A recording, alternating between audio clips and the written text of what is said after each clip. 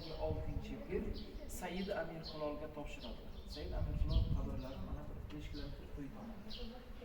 Shu bilan Hazrat Bahouddin Naqshband pirimiz Said Amir Hilolning xizmatlarida bo'lib, u kishidan ham tahsil oladi. Ikkita hayotiy pirni ko'rib, ta'lim va tarbiya tahsil olgan bo'lsalar, Hazratni Uvaysiy pirlari, ya'ni ruhiy, ma'naviy pirlari Buxorodagi birinchi pir Hazrat Abdulxoliq G'ijduvoniy bo'ladi. Hazrat Abdulxoliq G'ijduvoniydan ruhiy holatda ilm va inson oladilar.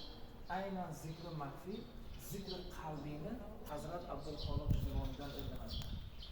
Hazratni shogirdlari so'rashadi: "Pirimiz,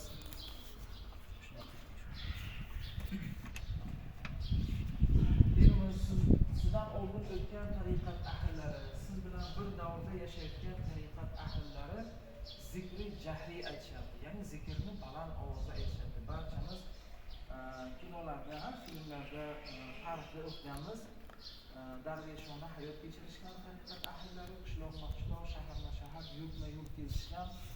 Yo Alloh, yo Alloh, hayu, yo Alloh deb zikrni baland ovozda aytib, qishloq-maqishloq, shahar-shahar, yurt-yurt kezishgan.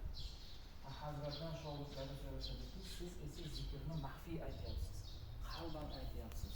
Buni qaysi biri afzallik joyi bor, qaysi birini qilsak bo'ladi deganda, Pirimiz Hazrat Naqshband marhamat qiladilarki, inkor namekning, ya'ni biz bu ishni inkor